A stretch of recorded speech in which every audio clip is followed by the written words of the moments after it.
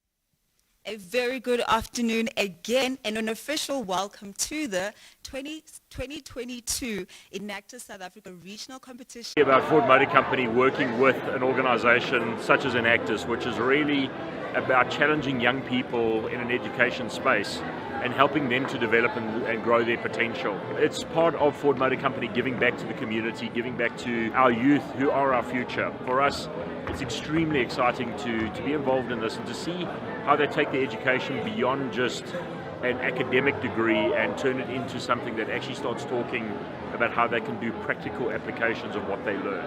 And to see the community projects that these young people have been working on is just truly awe-inspiring.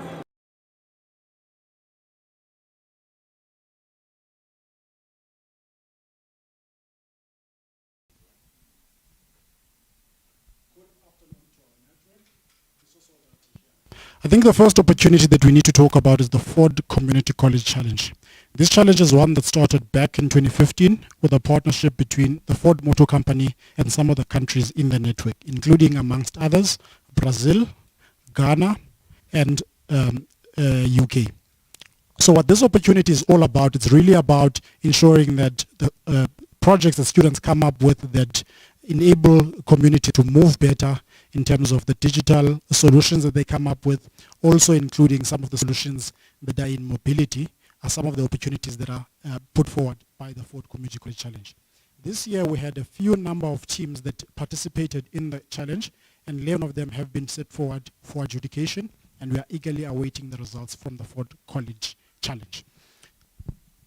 I think maybe to take you through, Kolela, some of the guys that have taken part in this challenge, we've got the Central University of Technology, Mangosuthu University of Technology, Nelson Mandela University, Northwest University, Rhodes University, Tshwane University of Technology, University of KwaZulu-Natal, University of Limpopo, University of Mpumalanga, University of the Free State, the Bloemfontein campus, and finally, the team from University of Venda. 4 teams will be shortlisted and announced to the network, and each of those teams will win a prize money of $5,000 for them to further the work that they have been doing. That is actually amazing. I can't imagine the amount of impact that could be made with just 5,000 USD. So I'm really excited to see who will make it to the top 4. The Ford Community College Challenge really is building sustainable communities. Another partnership that started back in 2015 is the MTN ICT Challenge. I'm going to hand over back to Lisa just to explain a bit more about that challenge. So the second challenge is a partnership that we started with MTN back in 2015. It started as the MTN ICT Challenge. And in the year 2018, MTN expanded the partnership by involving the digital innovation element of it. In this partnership, companies are recognized and rewarded for creating digital solutions within 3 sectors. The first sector being education, second being agriculture, and thirdly being the health sector. So far, we've had a total of about 34 different student-owned enterprises that have come out through the program. This year, we kicked it off very early in February, where all teams were invited to participate in the bootcamp. Subsequently, 20 different project teams from 14 institutions took on the challenge, and they are currently wrapping up the design thinking process. From that, 12 teams will be shortlisted, with them winning a prize money of 60,000 Rand for them to move their projects forward. That's absolutely amazing. And I think what's even more amazing is the fact that students get to keep their IP and own these enterprises. That's definitely something I would have loved to see in my day as an Enactus member. It is my understanding that this is all aligned with the Enactus Refocus strategy. And you guys are pushing to try and get this model through the Refocus Accelerator Challenge. To share more about this opportunity, I'd like to call on South African Regional Program Coordinator, Masabata Sebusi. All right, while she makes her way there, I hope you guys are having your projects, getting ready your projects so you can participate in these programs as well.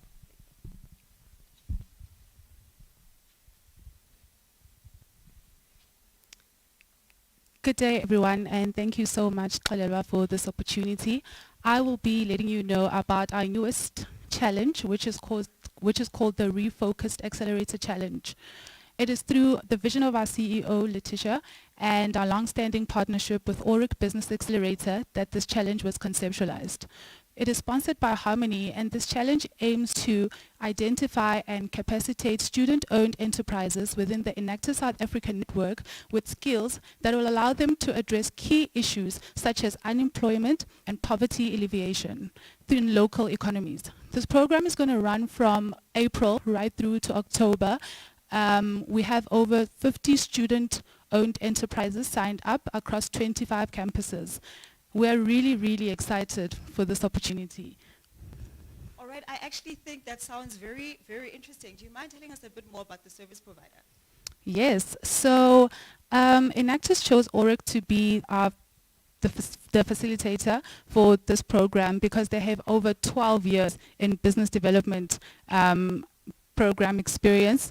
They have over 12 years business development experience. They have 1,500 enterprises that have been through their program in the last 5 years with an average growth turnover rate of 59.8%. And I think for an organization as big as Enactus, this was a good choice for us. I think that is absolutely beautiful. Now, I want to turn us towards the global races. And the first of these is being the One Race for Oceans. So I'd really like to know more about that. So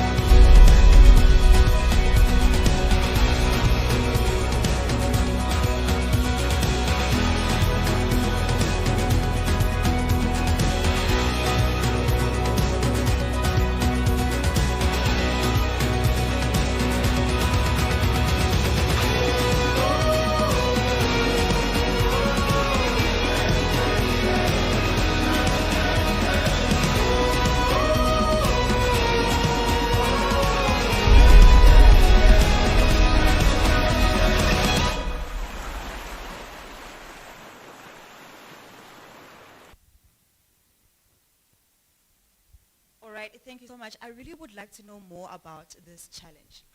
So at Enactus, we believe in investing in students that take entrepreneurial action for others because we believe that they are the ones that build the sustainable communities. So we recognize and mobilize students that in this case tackle the ocean crisis. We had 51 teams from 14 countries that entered 59 projects, and we actually want to congratulate Durban University of Technology because they made it to the top 44 with their project Umlilo. Amazing. Thank you so much, Lungelo. Ladies and gentlemen, I think we all just want to send out a big congratulations to the DUT team that made it to the top 44. And as you know, you cannot be part of the Enactus network if you don't know about the Sustainable Development Goals. So, now, if you don't know about SDG 13, let's see this video.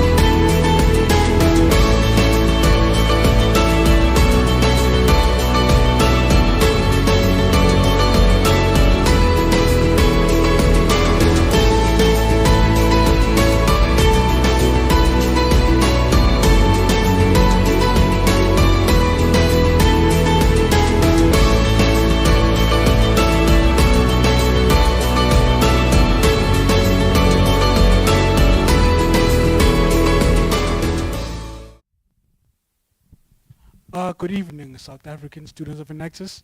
My name is Lunga Lukabela, and I'm going to tell you about one of the global races that we have. So, in the message I want to emphasize to all the students is that it's about time that we all start competing in global races, because you do have what it takes. So, it's about time that you measure yourself against the best teams in the world, and the World Cup is not the only platform where you get to do that. So now I'm going to tell you about the race for climate action. So we opened the race to students who are doing projects within climate action that's aligned with the Enactus judging criteria. So we want to know that whether you're at a scaling stage or a beginning stage, or whatever stage you're in, bring your ideas forward, and then we'll see which teams are the best in that. So the calls to action was taken by a couple of South African teams. To name a few, NMU, that's the Nelson Mandela University of Technology, with their project called Green Bricks that uses recycled plastic to make bricks and other manufacturing materials. And then from the University of Limpopo was Diapers for Change. That's a project that addresses the disposal of diapers within communities and townships and rurals. So what I'd like to say finally is that you South Africans and all of us do have what it takes. We have the power, the opportunity, and the creative mindsets to make an impact to climate change in the world. Thank you. Oh my goodness, definitely. I would love to see more teams participating, and well done to the teams that are already part of this race.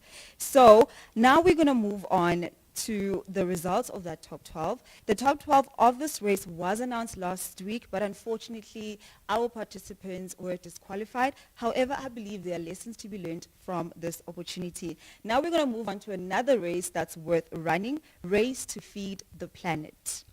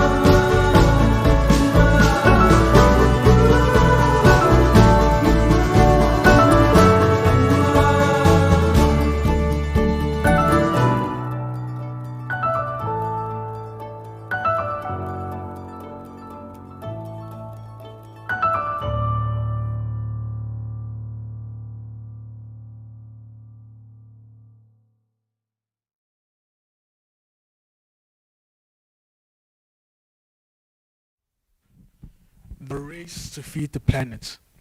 About 690 people in the world are hungry.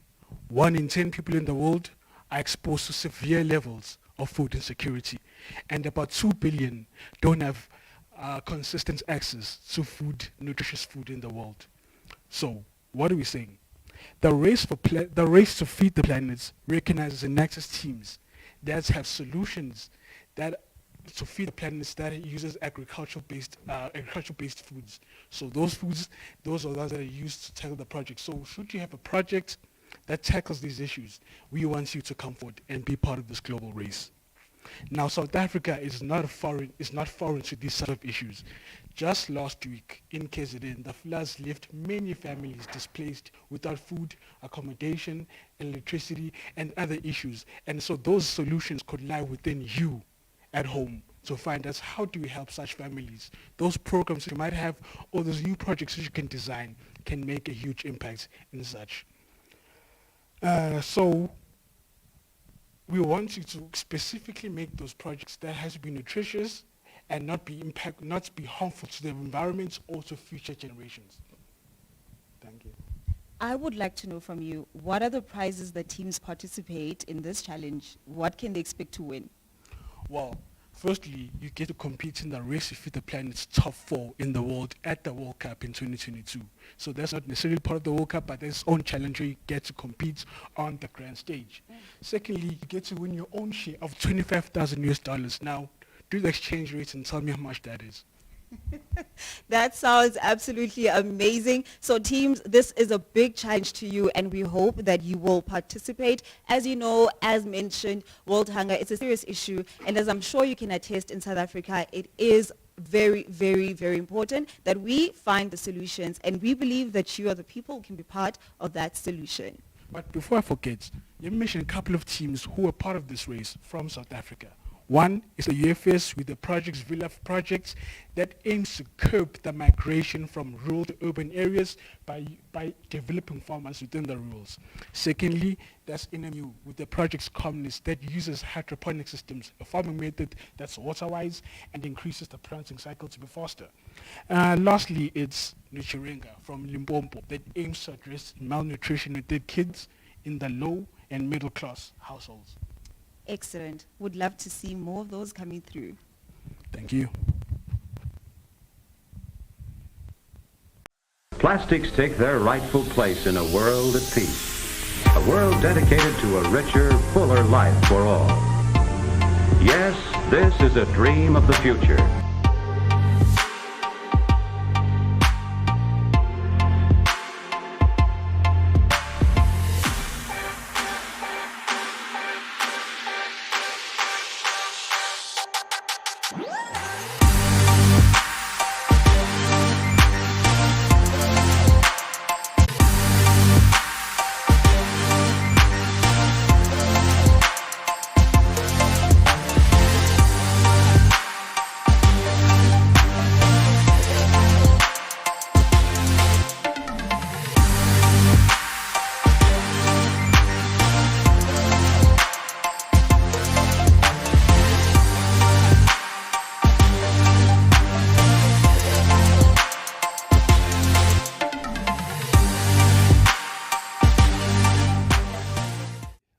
Thank you so much, guys, for staying online.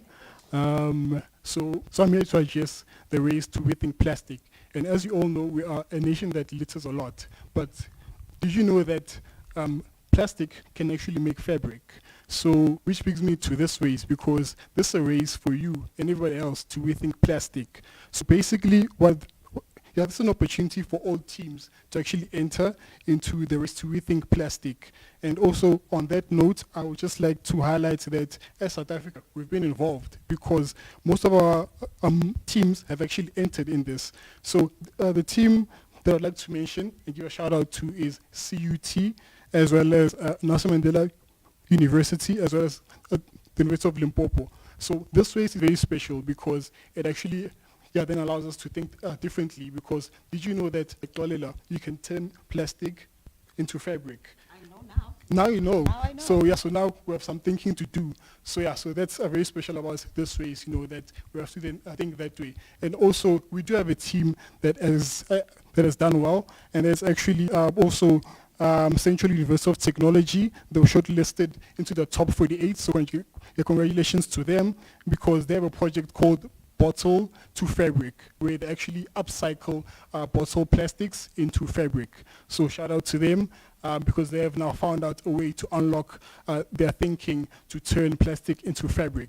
Absolutely beautiful. What else can we expect from this competition? What you can expect at Kolila is there will be a panel of judges who will now determine the top 12, because they've determined the top 48, which CUT is there. So now they will determine the top 12, and then after that they will determine the top 4. Then the top 4 will then compete at the prestigious Enactus World Cup in San Juan, which is in Puerto Rico in October this year, 2022.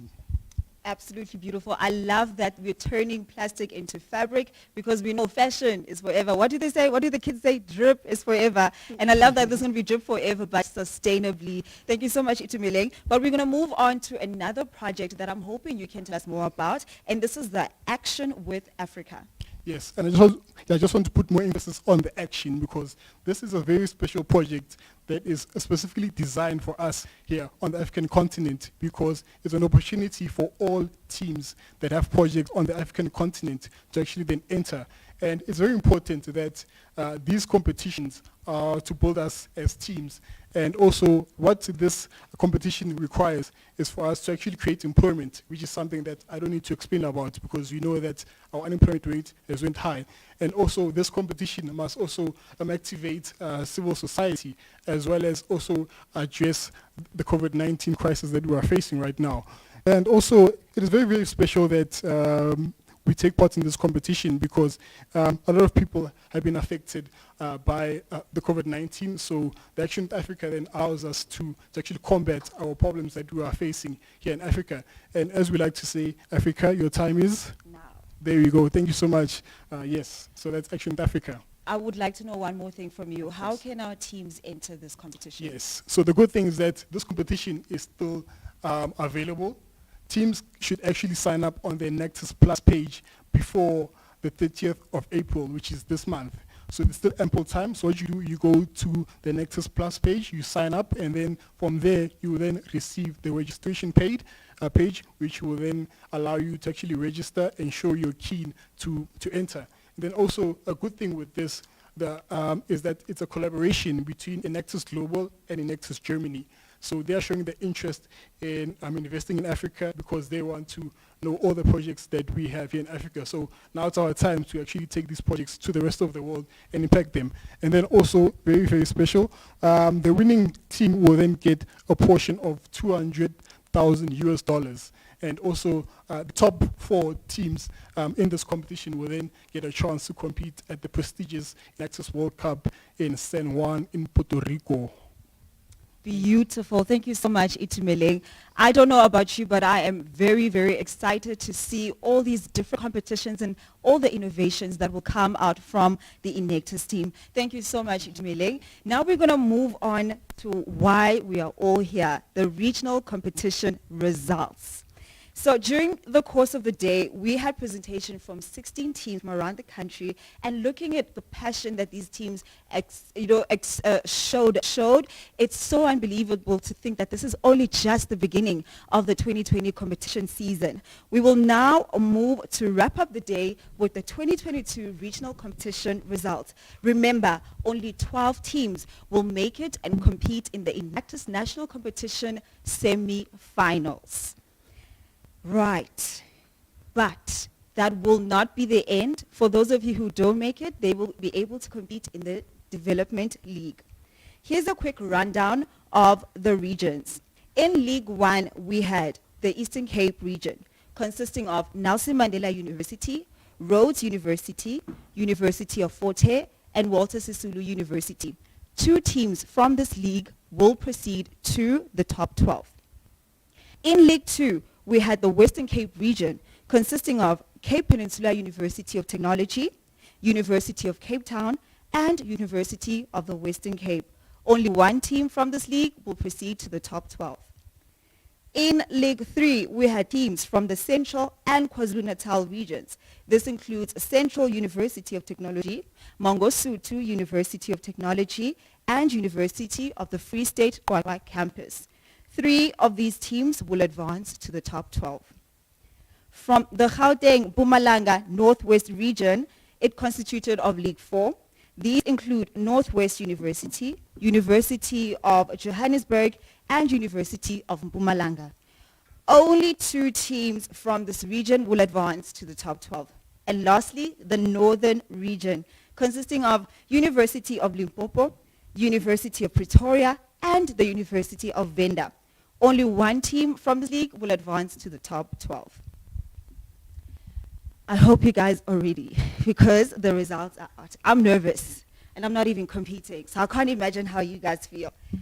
Okay, right. From League 1. Apologies, I just want to make sure I got this correct. I don't want to pull a Steve Harvey on you guys. All right. Okay, so from League 1, the Eastern Cape region, the first team advancing to the top 12 is Nelson Mandela University. I hope you're screaming out there. The second team advancing to the top 12 is Walter Sisulu University. Congratulations to League 1. Now we move on to League 2, the Western Cape region. The first team from this league advancing to the top 12 is, or rather the only team advancing to the top 12 is Cape Peninsula University of Technology. Congratulations. League 3, President and Central Region. The first team advancing to the top 12 is, I hope you're putting your guesses in the comment section. Congratulations to University of KwaZulu-Natal. The second team advancing to the top 12 is Central University of Technology. Congratulations to the teams from League 3. Now, League 4, the Northwest, Gauteng and Mpumalanga region. The first team advancing to the top 12 is, let me fix my glasses. The first team advancing is Northwest University. The second team advancing to the top 12 is University of Mpumalanga. And the last team advancing from this region to the top 12 is, I hope you're ready, University of Johannesburg. Now we move on to League 5, Gauteng and Limpopo region. The team advancing to the top 12 in this region is University of Pretoria. I'd like to congratulate all 9 teams for making it into the top 12, and they are in the semi-finals. Now we move on to the 3 wildcards that have been allocated and will complete our top 12. These 3 teams have been selected through continuous assessment, looking at their administration, financial management, team support structure, and other key performance indicators in their monthly reporting. I hope you guys are ready. These teams are University of Cape Town.